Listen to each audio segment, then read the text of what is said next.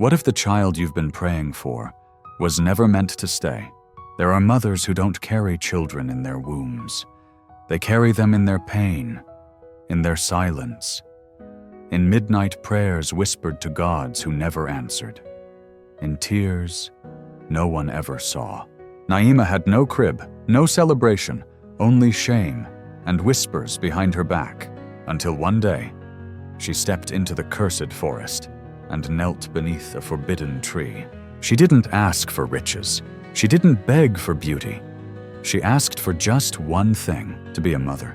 And what happened next made sure no one in that village would ever dare laugh at her again. This is her story.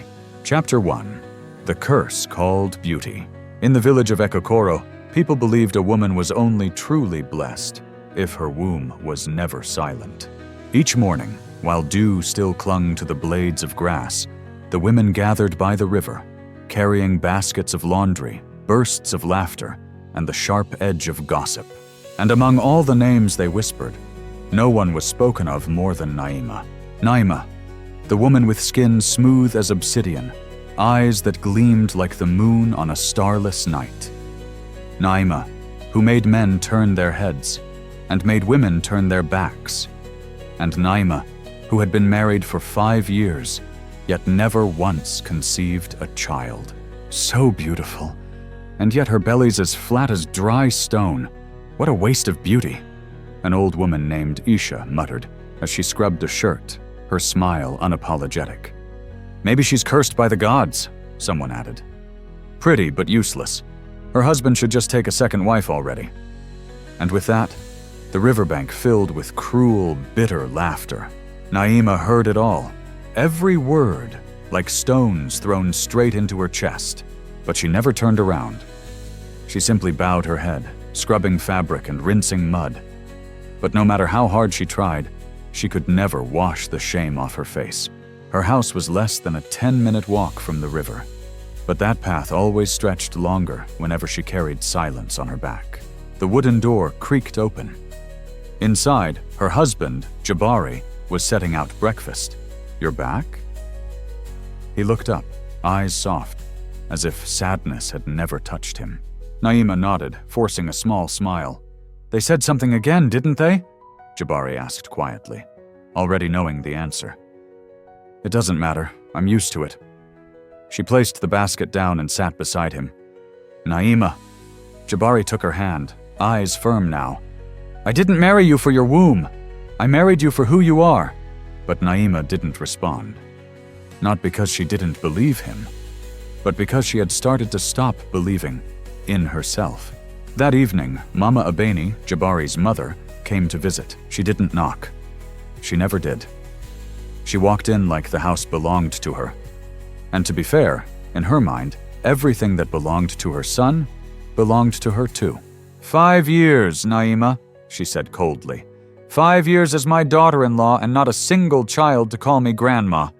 Naima lowered her head in silence. Jabari stood. Mother, I told you. Be quiet, Jabari. Can't you see what's happening? The whole village is laughing at us. I'm old. I need a grandchild to hold, not a porcelain doll for a daughter-in-law, empty as an urn of ashes. The air grew thick.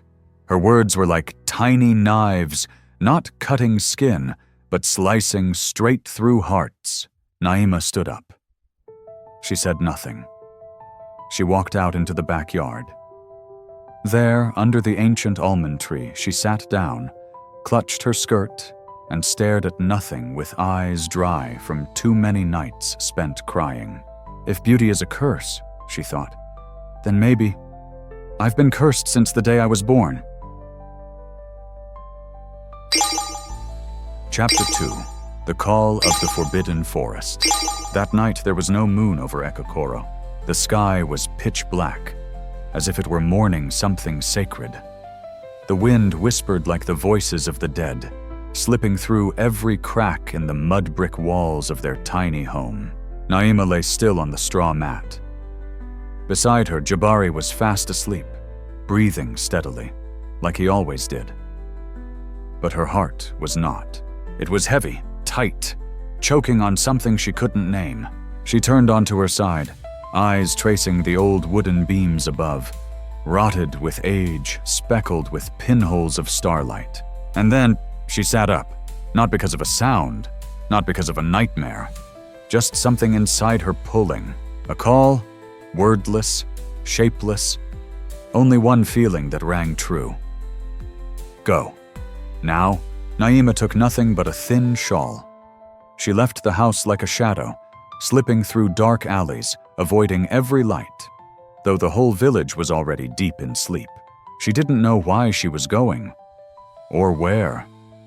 Only that her feet carried her past the bamboo hedges, through the open fields, and straight to the forest's edge, a place no one dared approach after dusk. Ekokoro Forest. The elders called it the mouth of the spirits. There was a tree there. No one spoke its name. No one dared to look at it too long. They said, if you approached that tree while holding pain in your heart, that pain would rise and swallow your soul whole. But that night, Naima wasn't afraid, because she had nothing left to lose. The tree was real, not just a story.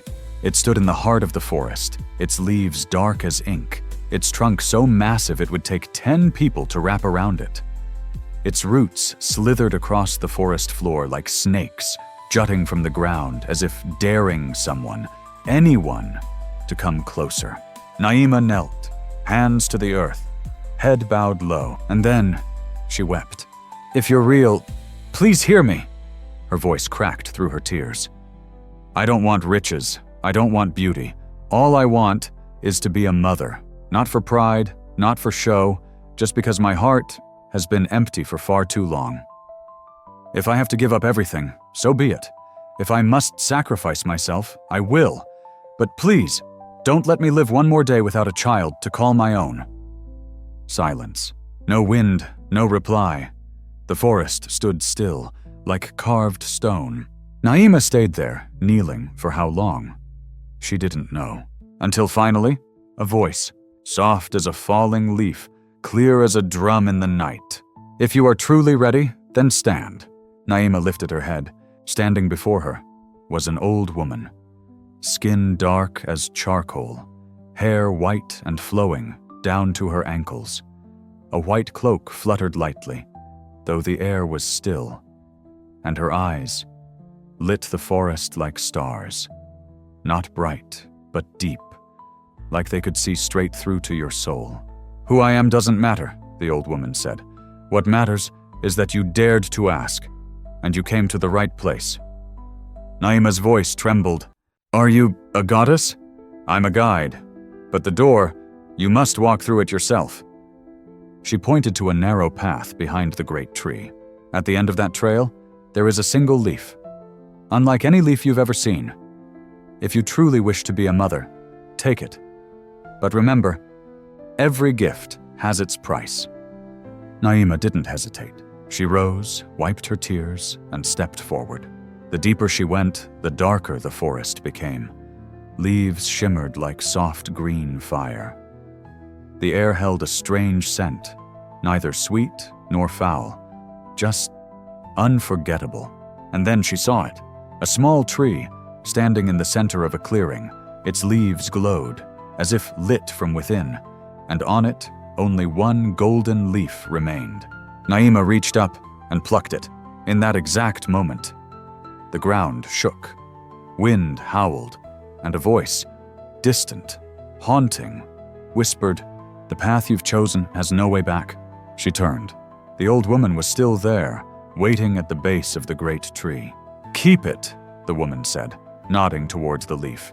"Take it home, plant it in the soil, water it every day. Tell no one. And don't try to understand it all now. Everything will be revealed when your faith is strong enough." Naima clutched the leaf to her chest, as if holding the last hope left in the world. Then she turned away, and for the first time in years, something began to bloom inside her. Chapter 3. Seeds in Silence. Naima returned home before the sun had risen. Her fingers were still wrapped tightly around the leaf, as if letting go would make it vanish. The faint glow of lanterns from the village shimmered in the distance. But nothing felt the same anymore. Each step she took wasn't just a step home. It was a crossing, a quiet passage between two worlds, one of sorrow and one of fragile, newfound faith. In the small garden behind their house, where wilted vegetable beds had long given up on life, Naima knelt. She had no offerings, no chants, just soil, water, and a heart learning how to live again. With bare hands, she dug a shallow hole, placed the leaf in it, as if laying down a soul, then gently covered it, and poured water. "Grow," she whispered. "Not for me, not for this village. Grow, for the child who hasn't yet been named." She didn't know what would happen. Only that, from that day forward, each morning before sunrise, she returned to the garden, sat in silence, stared at an empty patch of dirt, and hoped. 3 days later, a sprout appeared. Its green wasn't like any green she'd ever seen. It shimmered, tinged with something metallic, and it moved even when the wind did not. Naima didn't scream, didn't call for Jabari, didn't tell a soul. She simply sat beside it, hands over her face, and sobbed like a child. Not from sadness, but because after all these years, she finally knew she had never been invisible. But the village was not blind. People began to notice. The barren woman now spent every morning crouched in her garden like some witch casting spells. A strange plant had sprung from dry, lifeless earth, its leaves glowing under the moonlight, crackling at night like burning coals. And then the whispers returned. "She's practicing dark magic. She must have sold her blood to the forest spirits. She'd rather bargain with shadows than pray to God. Maybe she's trying to give birth to a monster." Naima heard them all, but she said nothing. She did only one thing. She watered the tree. Her mother-in-law, however, was not as quiet as the rest of the village. One morning, Mama Abeni stormed into the garden. Standing tall between banana trees and beetle vines, her finger pointed at the growing tree like it was a challenge. "What is that thing?" Naima stepped in front of it, as if shielding a newborn child. "It's just a tree, Mama. A tree with leaves that glow like a cat's eyes. You're bringing a curse into this home, Naima." "It's not a curse, it's the only hope I have. Hope doesn't give me a grandchild. Hope doesn't continue this bloodline. If you don't stop this, I'll cut it down myself." Naima's fists clenched, but she lowered her head. "Please, Mama, just this once. Don't take from me the only thing I still believe in." Mama Abeni stared at her, said nothing more, turned and walked away, leaving behind the bitter scent of fury lingering in the air. Naima kept caring for the tree, but at night something had changed.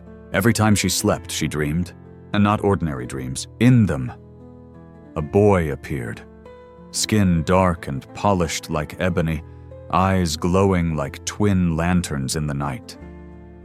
He never spoke, just stood there, a few steps away, reaching out as if asking to be held, and every time she ran toward him, he vanished. Every time she awoke, her pillow was wet with tears. One morning, as the tree grew tall enough to reach her chest, Naima noticed something strange. A fruit was forming on the trunk. It wasn't round, it wasn't long, it was shaped like a heart. Its skin shimmered, like it had been gilded in gold. Naima froze, and deep inside something whispered, "The dream is taking form." But in that very moment, a voice echoed in her mind.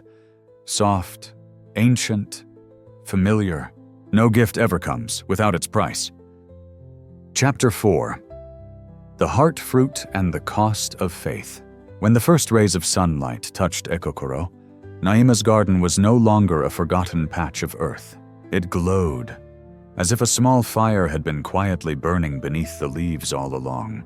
And right in the center of that strange tree, a golden, heart-shaped fruit swayed gently in the breeze. Naima didn't know why she started to cry. She just stood there, hand trembling as she reached toward the fruit, but didn't touch it, because she could feel it deep in her chest. This wasn't a fruit to be eaten. It was a fruit to be chosen. That night, the dream returned. No longer fragments, no longer shadows. This time, a moonlit forest. And in the middle, the old woman, still cloaked in white, still with hair as silver as snow, sitting on a moss-covered rock, as if she'd been waiting there for a very long time. Naima knelt before her. "I did everything you told me," she said. "I know," the old woman replied, her voice soft as wind through leaves. "And because of that, the fruit has come." "Then I'm going to have a child?" The woman paused. Moonlight fell across her face, not withered but carved by time itself. "Naima," she said, "the gift you asked for is beginning to take form. But I told you before, every living thing comes with a cost. I accept it, whatever it is." The old woman studied her for a long moment. "This child will not entirely belong to the world of humans." Naima's brows furrowed. "What do you mean?" "He will be a bridge between two realms. He will carry light, but also a burden. You will love him with everything you have, but you must be ready to one day let go." Naima's heart clenched. "I won't lose him, will I?" "You won't lose him, but you also won't be able to keep him. When the time comes, he'll have to walk his own path. Not for you, but for something far greater than you." Naima woke in the dark, her back soaked with sweat. Beside her, the golden heart fruit still glowed softly, like it was breathing. She sat in front of it for a long time, thinking of the years of ridicule, the broken dreams, the little boy who had called her with his eyes. "If you are the gift," she whispered, "then I accept the price." She placed her hand on the fruit, said a quiet prayer, and ate it. The taste was like nothing she had ever known, sweet and sharp, warm like sunlight, but cold like midnight air. And the moment she swallowed, a wave of heat surged through her chest. Her body felt lit from within. She gasped. Her vision blurred, but in that moment, she felt something she had never known in her entire life. A life, small and sacred, had begun to bloom inside her. 3 weeks later, Naima began to vomit every morning. A month after that, her belly began to swell. And soon, she was pregnant. The news spread faster than wildfire. The woman the whole village had once called barren ground was now carrying life within her. No one knew how, no one dared ask, but everyone was shocked and a little afraid. Mama Abeni came. She said nothing. She stood in front of her daughter-in-law, looked at her belly, and for the first time, there was a softness in her eyes. "So, you really are going to be a mother?" Naima nodded. No anger, no bitterness, only peace. But when night fell, the dreams returned. The boy was clearer now, smiling at her, waving, but always standing behind a veil of thick mist. And in the final dream before her labor, the old woman appeared one last time. "Remember what I told you, Naima," she said. "You've planted a sacred seed, and this world will not be able to hold it forever." Chapter 5. When Eyes Open for the First Time. Naima gave birth on a rainy afternoon. The sky over Ekokoro was a dull gray. Clouds hung so thick that no one realized it was already past noon. Her labor had begun at dawn. No screaming, no wailing, just silent waves of pain, each one peeling open a layer of her soul. As if something ancient inside her had to be unlocked for a life to step into this world. Outside, Jabari sat with trembling hands clutching his father's wooden prayer ring, his face pale with worry. And somewhere deep inside him, a voice whispered, "This child will not be like any other." But the first cry never came. Instead, silence. Naima, exhausted and fading, couldn't open her eyes. She only heard faint murmurs from the midwife, and then a cold shiver crawling down her spine. Until a tiny hand touched her cheek, soft, gentle, and she opened her eyes. It was him, the boy from her dreams, wrapped in cloth, eyes wide open, glowing like 2 oil lamps in the dark. No crying, no scrunched face, just looking at her, as if he'd known her long before he was born. "My child," Naima whispered, tears catching in her throat. "I can finally hold you." They named him Zuberi, which means strength in the language of their ancestors. From the very first day, he wasn't like the other children in the village. He didn't cry. didn't fuss through the night. He simply lay in his cradle, eyes wide open for hours, staring at the garden where the miracle tree still stood, silent witness to everything. The first month felt almost peaceful. And then, the strange things began. One afternoon, as Jabari walked with Zuberi past the village gates, a sudden gust of wind swept through. Trees bent, leaves flew wildly. Villagers scattered. Jabari held his son close, turning his back to shield him. But at that moment, Zuberi raised his hand. Tiny, fragile, and the wind stopped. Abruptly, as if someone had flipped a switch, the entire village froze. An old woman dropped to her knees, whispering, "The spirits have returned. This child carries the breath of the wind." From that day on, the way people looked at Naima changed. They no longer whispered behind her back. They whispered right in front of her, with unease, with fear. Zuberi grew up under the weight of a village that no longer dared to laugh. When he crawled, flowers bloomed in the path of his hands. When he laughed, birds flew down and perched on their windowsill. When he touched a limping dog, it walked again by morning. Naima began to understand more clearly what the old woman in her dreams had once said. This child is the bridge between worlds, but to her he was still just her son. No matter his powers, no matter the villagers' awe or fear, Naima remained the one to kiss his forehead every night, change his diapers, sing lullabies, and tell stories in a whisper only he could hear. And every time Zuberi looked at her, his gaze was the same as the first time his eyes opened. Not the gaze of a god, but the gaze of a child who needed his mother. One night when Zuberi was 3, Naima woke with a start. The room was glowing. He stood by the window, hands pressed against the glass, his entire body emitting a soft, flickering light, like flames from damp wood. She jumped out of bed, panic rising. "Zuberi, what are you doing?" He turned, still smiling, still a child, but his eyes, older than his years. "Mama," he said softly. "Someone is calling me." Naima pulled him into her arms, clutching him tight, and her heart trembled, as if a door was creaking open somewhere deep in the universe. And she knew she couldn't close it again. Chapter 6. The One Called by Dreams. After that night, Zuberi began to dream. Not the messy, scattered dreams children often have, but dreams that returned again and again, with every detail, every sound, every flicker of light exactly the same. In the dream, he stood in the middle of an ancient forest, where the leaves glowed softly and the wind whispered in human voices. In front of him stood a towering tree, its bark dark as coal, its canopy stretching wide enough to swallow the sky. And at its base, a glowing circle etched into the earth. Inside that ring, a voice would rise, not from anyone's lips, but from deep inside him. "Zuberi, you were made for a reason." At first, he didn't tell anyone. He was too young to know what a reason truly meant. All he said to his mother was, "Mama, someone's calling me in my dreams, but I can't see their face, only light." Naima pulled him close. Light. That word again. The same light she had once seen in a dream, in the golden fruit, and in Zuberi's newborn eyes. And a mother's intuition never lies. The time for her son was drawing near. Zuberi grew quickly. By 5, he could recite every ancient hymn in full, verses the villagers took weeks to remember. He once pointed to a dying tree and said, "It needs water, not an axe." 3 days later, the tree bloomed.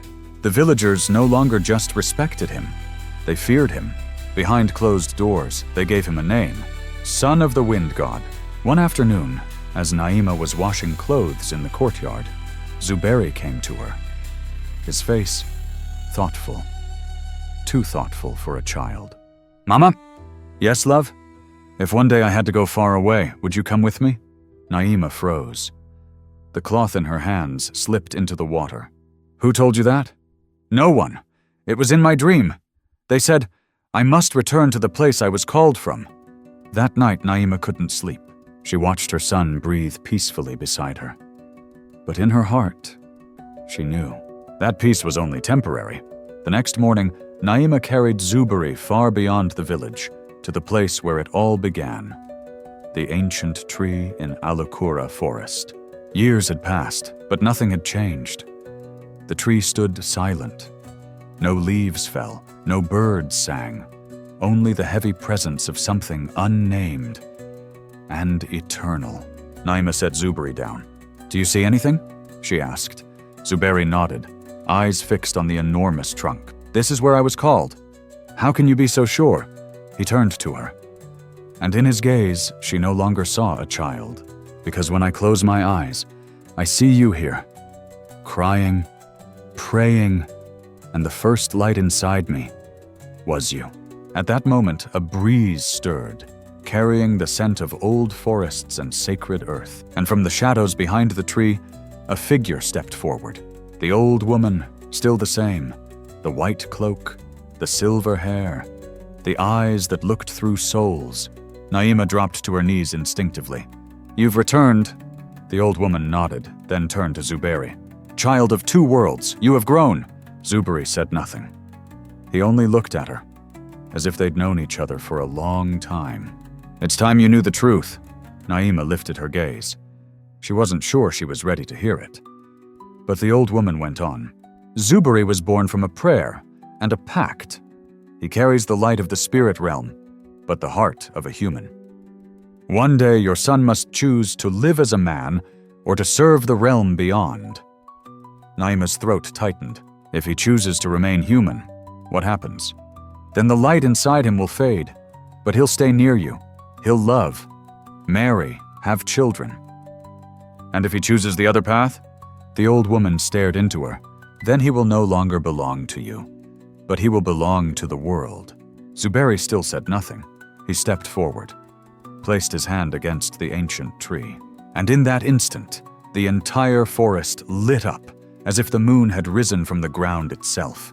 And Naima understood. Though her son was still only a boy, his soul had already begun to answer the call. Chapter 7. The Covenant in Moonlight. The moon that night was round, a perfect celestial drum in the sky. Ekokoro forest, once silent for years, now glowed silver, as if blanketed in 1,000 flickering lights. Everything felt surreal, no longer a place of fear, but a gateway. And Zuberi stood right at its center. Naima clenched her hands tightly, her heart pounding wildly in her chest, ready to shatter. The old woman stepped closer to Zuberi. In her hands, a bowl of translucent jade-colored water, its surface steaming gently like sacred incense. Her voice rang out, not loud, but echoing through the forest like a soft bell. "Tonight, the covenant will be etched in light, not through words, not through vows, but through a heart that chooses and a soul that remembers." Zuberi lifted his head. In that moment, his boyish face seemed to age 10 years. "I don't understand all of it, but I know this is real. That's all you need to know," the woman replied softly. She turned and offered the bowl to Naima. "You are the one who brought light into this world. Now wash your son's hands in this water to cleanse him of the world before he steps into what lies beyond." Naima took it, her hands trembling. She knelt before her son, dipped her fingers into the glowing water, and gently washed the tiny hands that once gripped hers in fear, that once pressed against her belly at night, that once waved goodbye to his father as he left for the fields. As the water touched his skin, it began to glow. Zuberi closed his eyes. He didn't cry, but Naima did. Her tears fell, not out of fear, but because, for the first time, she felt her son slipping away, not by footsteps, but by spirit. The old woman placed a hand on Naima's shoulder. "You are not losing him. You are giving him to something greater than you can understand." Naima's voice broke. "But did anyone ever ask if I was ready?" The old woman smiled, gently, with a quiet sadness. No mother has ever truly been ready for her child to grow. Then she turned to Zuberi and pulled from her robes a glowing charm, round like a miniature moon, carved from sacred wood, etched with symbols no living language could translate. This is your mark. When the time comes, when the door opens, it will light up, and your soul will know what to do. Zuberi took it. His face was calm, not excited, not afraid. Only one thing shimmered in his eyes, a knowing that this was the path he was born to walk. The moon had risen high. A soft wind passed through the ancient tree, producing sounds like distant music, like a harp played by invisible hands. The old woman faded, disappearing into the tree's shadow as if she had never been there. Only Naima and her son remained, standing under the moon, in the forest, between two worlds. On the walk back to the village, Naima held Zuberi's hand. She didn't speak. He didn't either. But between their palms, tightly held, was a truth too heavy to say out loud. Zuberi had begun a journey his mother could not follow. That night, before bed, Zuberi asked her, "Mama, are you mad at me?" Naima looked at him, brushed a hand through his hair. "No, but I wish I could keep you just a little longer." Zuberi smiled. "I'll always be right here." He placed his small hand over her heart. "Even when I go." And that night, in her sleep, Naima dreamed of the future for the very first time. A boy walking into the forest, disappearing, then returning, with hundreds behind him. The sick, the blind, the crippled, the hopeless. Zuberi was no longer a child. He was the light in the forest's darkness. He was the chosen one. Chapter 8. When the village bowed as he passed. Zuberi turned 10, and he wasn't like any 10-year-old the village had ever known. He didn't climb trees. He didn't play stone toss with the other boys. He didn't argue. He didn't misbehave. Instead, every morning, he sat quietly beneath the same tree where his mother had once planted a miracle, his hands resting on the soil, his eyes closed, as if he were listening to the earth breathe. Some called him strange. Some whispered he was half god, half boy. But no one dared laugh anymore, because they had seen it. That day, old Mother Uzo, a blind woman for over 10 years, accidentally wandered into Naima's yard while trying to find her way to the market. Zuberi had been folding leaves into the shape of birds when he saw her. He stood up, gently took her hand, and without saying a word, placed his small palms over her eyes and whispered something no one else could hear. Seconds later, she screamed, "Light! I see it! I can see again!" The entire village trembled. They had never seen a miracle before.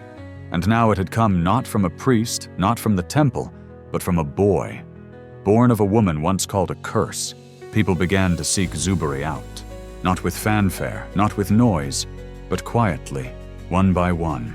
The lame, the sleepless, the pregnant and desperate.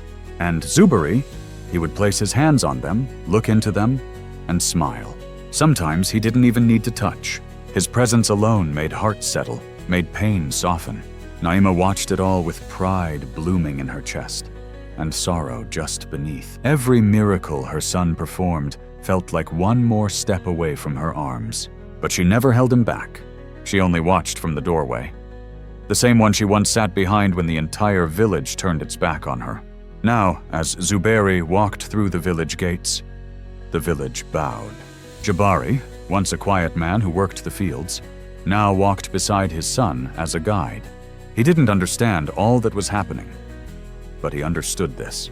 Sometimes being a father doesn't mean teaching your child how to walk.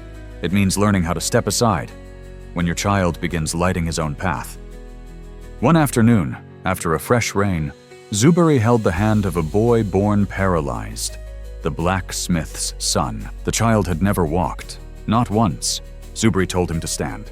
The father shouted, "He'll fall!" But Zuberi stood firm. "Trust me," he said. The boy rose, wobbled, then took a step, and another. The entire village was there, and they wept, as if they had never wept before. That night, Naima watched her son sit by the window, holding the glowing charm. It hadn't lit up yet, but she knew. That day was coming. "Are you tired?" she asked softly. "No, Mama, but I can hear the call more clearly now." Zuberi replied, eyes fixed on the oil lamp. "Are you afraid?" He paused, then said, "I'm not afraid, because I have you, but I'm sad because you can't come with me forever." Naima said nothing. She only wrapped her arms around him from behind and whispered, "You don't need me to walk beside you because you already carry me in your heart." Chapter 9. The final light before the farewell. That night the moon was full again. Naima sat beneath the eaves, stitching the hem of Zuberi's shirt. Her needle trembled with every beat of her heart, not because she was tired, but because she was delaying the inevitable. Inside, Zuberi lit the oil lamp. He quietly gathered his books, then looked up at the charm hanging from the wooden beam, the sacred token the old woman had given him years ago. For 13 years, it had remained silent. But tonight, it glowed. Not a blinding light, but a soft glow, gentle as breath, warm, like a mother's hand resting on her child's chest without a word. Zuberi wasn't afraid. He simply stood there, watching the light that had waited for him his whole life, and whispered, "Mama!" Naima stepped into the room. She saw the glow, and she understood. No explanation needed. No warning required. "It's time, isn't it?" Her voice was as quiet as wind before a storm. Zuberi nodded. He walked over, placed his hand gently over hers. "I'm not leaving forever. I'm only leaving to become what I was born to be." Naima tightened her grip on his hand. "And I'll be right here. Not to hold you back, but to be the place you can always return to." At dawn, the village of Ekokoro awoke to the sound of the spirit drum echoing from deep within the forest.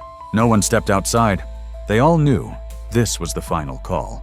Zuberi wore white, a simple shirt sewn by his mother's own hands.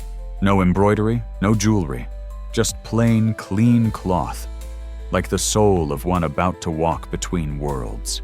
Jabari stepped forward, placing a wooden bead necklace in his son's hand. "I can't protect you anymore, but you can protect others, and that makes me proud." Zuberi embraced his father, the first and last hug as a child. Naima came next. She didn't cry. Her tears were long gone. Instead, she handed him a small pouch of earth from the garden where she had once planted that sacred leaf. "Take this, so if one day you lose your way, you'll remember where you began." Zuberi held it close, tucked it into the cloth bag over his heart. "I'll never forget, Mama, because you're not just where I began, you're the reason I exist." The whole village lined up on either side of the gate. No one spoke, no one smiled. They simply bowed as Zuberi walked past. Those who had once mocked Naima now wiped tears with their sleeves. Those who once called her cursed now whispered, "Mother of Light." Naima stood still, watching his silhouette disappear into the trees. And when the charm's light faded beyond the forest line, her heart broke again. But this time, not from loss, but from fulfillment. That night, she sat alone in the quiet house. But she wasn't lonely, because every time the wind brushed through the door, she could hear Zuberi's laughter. Every time she looked at the full moon, she saw his eyes shining back. And every time her hands touched the soil, she remembered that something sacred had once been born from the very arms she called her own. Chapter 10. When a son is no longer his mother's. After the day Zuberi left, something in Ekokoro shifted. The trees grew greener. The sun burned softer. The rains returned with gentleness and rhythm. The villagers spoke less, as if they had just bid farewell to something greater than themselves. But in the small house at the edge of the village, Naima did not change. She still woke up early every morning, still watered the garden, where the sacred tree, once full of life, now stood dry and fruitless, but unmoved, like a monument to an old miracle. She still cooked for 3, though now there were only 2. She still washed the white shirt, though Zuberi no longer wore it. Jabari spoke even less. Every evening he sat behind the house, carving a piece of wood he would never finish, but he did it every day. As if keeping a habit was a way of keeping a piece of his son, Naima kept her peace by believing her son still existed. Not in body, not in voice, but in signs. A flower blooming where the earth had long dried. a wind chime ringing on the porch, though no wind stirred the air. A feverish village child recovering overnight after touching the stone where Zuberi once played. Then, one night, as the full moon rose again, the old woman in white returned. She didn't knock. She didn't greet. She simply stood at the edge of the garden. Naima stepped out. They looked at each other in silence, and the old woman spoke. "Your son is doing what he was born to do, but he still remembers." Naima cut her off. "I don't need to know where he is. I just need to know." "He's okay." The woman nodded once, then turned and walked back into the forest. No farewell. Naima returned to the house, sat at the table. Before her, a notebook. Inside, she had begun writing down everything. The first time Zuberi laughed, the day he spoke his first word. The silliest question he ever asked. Why don't birds fall out of the sky? And the time he hugged her so tight, just because she made his favorite yam stew. Naima wrote not to remember, but to keep living. One morning, a stranger came to the village. A girl from a distant place, dust clinging to her cuffs, asked, "Is this the village where a blind woman once saw again?" The villagers nodded. The girl bowed her head, then said, "Someone healed me in a village far from here. He didn't say his name, but when I asked, he said, 'If you want to know who I am, go to Ekokoro, ask about my mother.'" And the whole village turned to look at Naima. She said nothing. She only smiled, then quietly walked back into her house. That night, after Jabari had gone to bed, Naima stepped into the garden. The wind was soft. The leaves rustled dry and low. She knelt beside the old tree, laid her hand on its roots. "You're no longer mine to keep, but I will always belong to you." She closed her eyes. A quiet smile softened her lips, and above her, in the night sky, a single star began to glow, brighter than all the rest. Chapter 11. A story without an end, only a legacy. Years passed, but the people of Ekokoro still spoke of Zuberi like he was a living legend. Children grew up hearing bedtime stories from their mothers, tales of a boy born from a glowing leaf who walked with the wind and healed with nothing more than a gaze. They never called Zuberi a god. They didn't call him a saint. They simply called him the child of light and the mother who would not let go. As Naima grew old, her back hunched, her hair turned silver, but she never traveled to preach, never clung to sacred charms for prayers. She simply sat on the porch, quiet, like a still mirror reflecting what had been, accepting that the greatest kind of love asks for nothing in return. One day, a group of young travelers from the neighboring village came to Ekokoro. They brought a tale of a man dressed in a wooden cloak. No name, no village, no past. He came during a storm, one said.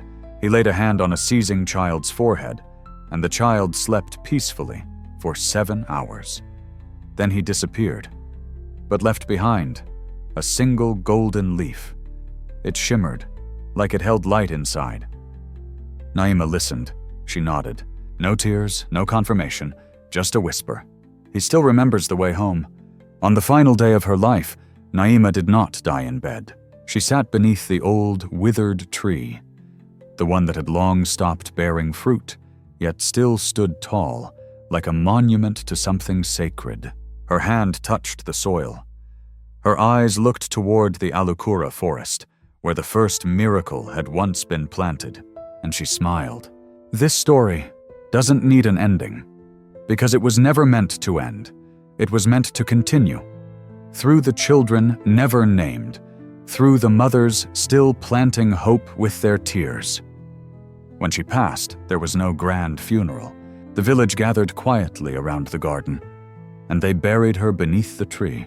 That very evening, for the first time in 40 years, the tree sprouted a single new bud, soft green, light as breath, and at the center of its stem, a faint golden streak glowed. No one picked the leaf, no one touched it. They simply whispered. Naima gave birth to 2 things, a son and a path. Even today, when someone loses their way in the night, when someone feels broken by trying to become what the world demands, they are brought to Ekokoro, to that tree, And there, they learn something. Not everyone who gives birth is a mother, but anyone who dares to offer their soul to love another soul has left behind a legacy. This story has no ending, because every time a mother kneels and refuses to give up, a new Zuberi is born, from wind, from water, from belief. If this story left you silent for a moment, leave a single line. I believe in what I cannot see. And always remember, tales of black, where stories of black souls do not end with periods but are whispered generation after generation.